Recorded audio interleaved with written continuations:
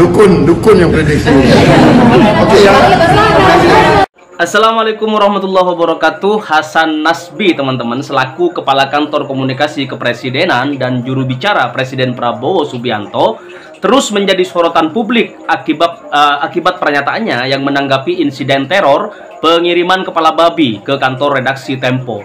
Dalam komentarnya, Hasan Nasbi menyarankan agar kepala babi tersebut dimasak saja. Sebuah respon yang dianggap kurang sensitif terhadap seriusnya ancaman terhadap kebebasan pers di Indonesia. Nah, pernyataan tersebut memicu kritik dari berbagai kalangan, termasuk pakar komunikasi dan akademisi Ari Agung Prastowo, dosen Public Relation Politik Universitas Padjadjaran, menilai bahwa respon Hasan Nasbi ini tidak menunjukkan empati dan meminta Presiden Prabowo Subianto untuk mengevaluasi kinerja juru bicara kepresidenan. Selain itu, ada Mas Duki, guru besar Universitas Islam Indonesia, menyoroti bahwa pernyataan Hasan Nasbi ini menunjukkan kurangnya pemahaman terhadap konteks teror tersebut sebagai bentuk tekanan terhadap kebebasan pers. Nah, menanggapi kontroversi ini teman-teman, Hasan Nasbi kemudian menegaskan bahwa komitmen pemerintah tetap akan kebebasan pers dan menyatakan bahwa tidak ada perubahan dalam sikap pemerintah mengenai hal tersebut. Nah, kontroversi ini juga menyoroti pentingnya komunikasi yang bijak dan empatik dari pejabat publik, terutama dalam situasi yang sensitif terkait kebebasan pers dan ancaman terhadap para jurnalis yang ada di Indonesia. Untuk memahami lebih jauh mengenai kontroversi tersebut teman-teman, oke, kita simak dan saksikan video berikut ini bareng-bareng. Nanti kita kasih reaksi sepedas-pedasnya di kolom komentar bareng-bareng teman-teman. Oke, ini dia buat teman-teman semuanya. Ya, pada akhirnya kita harus beri nama keadaan hari ini. Dan satu kalimat, eskalasi politik. Dan itu yang membahayakan keadaan hari ini. Karena eskalasi politik bisa sungguh-sungguh memberantakkan semua desain yang kita sebut desain dasar demokrasi. Kita mulai melihat bahwa semua pihak bermain di air keruh. Bayangkan misalnya meme tentang Presiden Prabowo itu akhirnya jadi tontonan di sosial media, dan itu menunjukkan bahwa demonstrasi mahasiswa kendati terhalang atau kendati dihalau tetap lolos melalui sosial media. Dan yang berbahaya justru adalah kalau aktivitas demo, meme, coret-coret, grafiti bahkan di atas aspal itu mengolok-olok kekuasaan, mengolok-olok Presiden Prabowo. Ini akan membekas sebagai sesuatu yang setiap saat bisa dijadikan alasan untuk apa yang disebut sebagai operasi cyber. Dan itu justru akan sangat melelahkan karena memburuh oposisi di dunia cyber itu akan dilayani oleh counter cyber attack, kan itu dasarnya. Kita mulai membaca bagaimana dunia internasional, di Guardian menulis tentang potensi militerisasi. Tetangga-tetangga kita, terutama Singapura, mulai mencemaskan keadaan Indonesia. Jadi terlihat bahwa aktivitas anti pemerintah justru meningkat, dan ketidakmampuan, sekali lagi, ketidakmampuan komunikasi dari kalangan istana, dari kantor komunikasi itu bahkan memperparah keadaan, karena kantor komunikasi itu justru jadi buzzer baru di situ untuk menghalau demonstrasi. Padahal sebetulnya niat kita untuk membenahi negeri ini dimulai dari terpilihnya Presiden Prabowo, dengan asumsi bahwa Presiden Prabowo bisa punya kemampuan untuk mengambil jarak dari buzzer-buzzer Jokowi sebelumnya. Ternyata yang terjadi tidak, mental dari para buzzer itu dipakai justru atau digerakkan oleh, sebut aja oleh kalangan Mulyonois untuk menghalau mahasiswa, untuk mengolok-olok Tempo, untuk macam-macam tuh. Jadi tidak terlihat bahwa ada jenis moral baru di istana yang berupaya untuk menghidupkan diskurs demokrasi. Dan bebannya itu kembali pada Presiden Prabowo akhirnya, kan. Jadi seolah-olah, atau bukan seolah-olah, secara faktual Presiden Prabowo tidak punya peralatan untuk menimbulkan percakapan demokratis.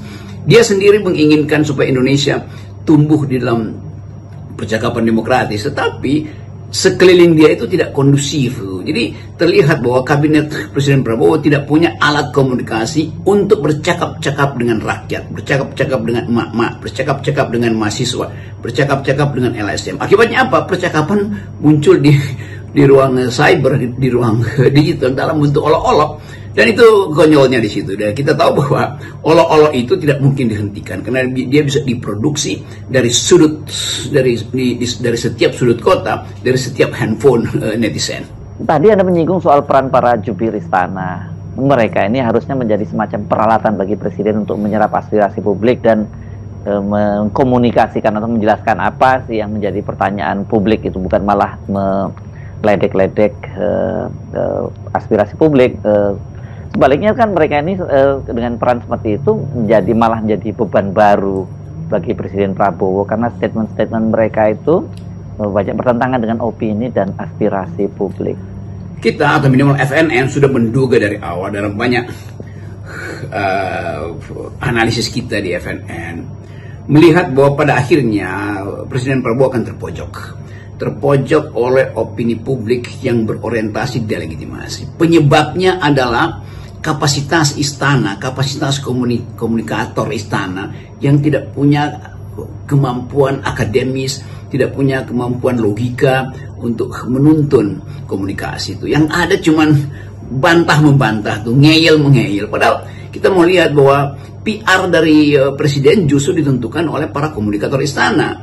Itu kan pintu pertama untuk melihat apakah Presiden Prabowo punya peralatan yang kita sebut peralatan public opinion yang betul-betul diolah dengan kapasitas metodologi, digerakkan dengan semangat untuk mendengarkan kritik publik, bukan untuk attacking, bukan untuk mencegah atau melawan opini publik. Itu konyol namanya tuh.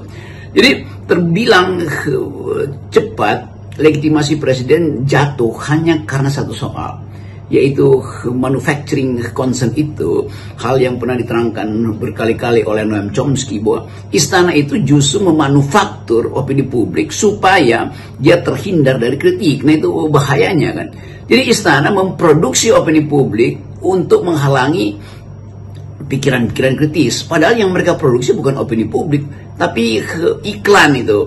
Dan bagi rakyat yang mengerti bagaimana komunikasi politik, membuat iklan itu bukan tugas pemerintah. Membuat iklan tentang hasil-hasil capaian kabinet bukan tugas pemerintah. Biarkan iklan itu dipilih sendiri oleh rakyat sehingga rakyat bisa menunjukkan bahwa oke, ini berguna, ini berhasil. Tetapi bukan mengiklankan presiden, itu soalnya. Tugas dari public relation adalah membuat rakyat percaya pada presiden. Tugas dari komunikator istana membuat supaya rakyat makin lama mampu untuk menerima argumen bahwa presiden sedang bekerja dan ingin menghidupkan harapan bagi rakyat.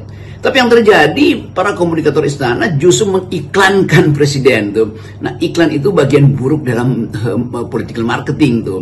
Iklan hanya mungkin di dalam wilayah otoriter karena tidak mungkin ya dibantah lagi. Tetapi begitu Anda beriklan, para komunikator istana, Anda akan dibantah oleh pikiran opini publik. Jadi iklan politik itu lawannya opini publik. Opini publik itu sekarang bisa diproduksi dari mana aja tuh, bahkan dari luar negeri opini publik bisa diproduksi. Jadi sekali lagi pengetahuan kosong dari para komunikator istana ini, termasuk buzzer-buzzer yang masih diedarkan oleh Mulyono ini, itu yang memberantakkan legitimasi Presiden Prabowo. Soal buruknya komunikasi pemerintahan ini makin lama bukannya makin membaik, Bung Rocky, ini malah makin buruk ya. Padahal sebenarnya media seperti Kompas misalnya sudah pernah membuat sigi yang memberi catatan khusus nih soal buruknya komunikasi pemerintah, dan harusnya itu dilakukan perbaikan segera, bukan malah ditambahi dengan manuver konyol para jubir istana. Kalau terus-menerus jadi begini, maka makin merugikan pemerintahan Prabowo. Nah, dalam keadaan pemburukan opini publik dan berkurangnya atau bahkan menipisnya kepercayaan publik pada kemampuan komunikator istana ini, begitu banyak pemain free rider yang kemudian berupaya untuk menunggangi angin, sebetulnya angin buritan ini, angin yang sedang mengombang-ambingkan kabinet Pak Prabowo. Jadi bahaya pertama adalah Presiden Prabowo tidak terlindung dari negatif campaign, tidak terlindung dari negatif impression yang memang jadi faktual tuh. Dan ketak terlindungan itu disebabkan oleh filter pertama, yaitu para komunikator istana itu gagal untuk menangkap esensi dari kritik-kritik publik ini. Akibatnya apa? Kritik publik dihalau dari depan gedung DPR, dari istana, dari Monas, tetapi dia tumbuh dalam bentuk meme, dia tumbuh di dalam bentuk artificial intelligence yang membantu olok-olok terhadap kekuasaan kan. Anda lihat betapa dalam 1 minggu ini semua postingan yang di forward itu adalah tentang olok-olok dalam bentuk meme, gambar yang kadang-kala disgusting, kadang-kala menimbulkan rasa lucu yang habis-habisan. Tapi semua itu adalah reaksi dari kemuakan publik terhadap ketidakmampuan istana untuk menghasilkan percakapan intelektual, percakapan argumentatif. Nah, kegagalan itu yang dalam hitungan kita itu bisa mempercepat bahaya delegitimasi itu. Dan tentu Presiden Prabowo akan sangat dirugikan sementara beliau berupaya untuk menerangkan pada dunia bahwa Indonesia bisa tumbuh 8%, bahwa Indonesia punya potensi untuk jadi negara Asia pertama yang punya pendapatan menyaingi atau bahkan melampaui negara-negara kaya di 30 tahun ke depan, dan itu dibatalkan justru oleh kedunguan para komunikator istana. Jadi sekali lagi kita hanya ingin menerangkan bahwa eskalasi sedang terjadi dan itu akan membahayakan posisi Presiden Prabowo. Apapun keterangan bahwa ya memang ini kabinet baru, tetapi masalah dalam demokrasi hari-hari ini adalah trust. Dan begitu trust hilang, itu artinya upaya dari Presiden Prabowo untuk membangkitkan kembali negeri ini akan berantakan tuh. Dan kita mulai menduga bahwa kekuatan-kekuatan yang sedang bersembunyi di balik koalisi kabinet pendukung Prabowo ini, di dalamnya ada yang orang sebut the fifth column, koloni kelima, yang berupaya untuk justru memperparah delegitimasi Prabowo. Jadi hati-hati Pak Prabowo, bahwa di dalam kekuasaan Anda itu tetap bersembunyi mereka yang ingin menggerogoti dari dalam. Dan itu yang kita tahu bahwa kusen pintunya masih kelihatan kokoh, tapi sebenarnya rayap itu tinggal ukuran setengah malam itu dia rontokkan pintu gerbang politik Prabowo itu. Jadi ini yang menunjukkan pada kita bahwa memang harus ada radical break. Presiden Prabowo dituntut melakukan radical break dengan kekuasaan sebelumnya, kekuasaan Presiden Jokowi itu, bahwa itu akan menimbulkan goncangan kecil, iya, tetapi dengan cara itu bisa dibatalkan olok-olok publik tentang lemahnya Presiden Prabowo menghadapi Presiden Jokowi. Melihat eskalasi perlawanan dan reaksi dunia internasional yang bisa kita deteksi dari media asing, saya pikir tidak ada pilihan lain bagi Pak Prabowo untuk melakukan konsolidasi kekuasaan dengan merombak kabinet dan menyingkirkan orang-orangnya Mulyono. Ini kalau tidak mau, pemerintahnya Pak Prabowo akan terus mengalami delegitimasi. Sekali lagi analisis kita menyimpulkan bahwa kita sedang menyaksikan eskalasi politik, pemanasan politik. Kita sedang berupaya untuk memahami siapa yang bermain di air keruh.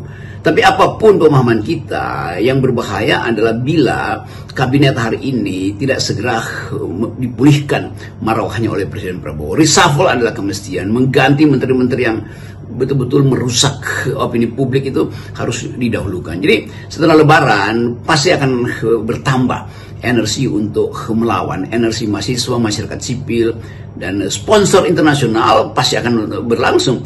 Sponsor dalam arti internasional akhirnya melihat bahwa Indonesia bukan tempat yang layak untuk investasi. Jadi internasional akan mensponsori semacam berita buruk dari Indonesia, dengan akibat kalangan pemain pasar modal, pemain foreign direct investment, semua yang ingin mendapat keuntungan dari pemerintahan baru Indonesia itu akan menunda investasinya atau bahkan membatalkan. Nah, ini kejadian yang sedang kita tatap hari ini.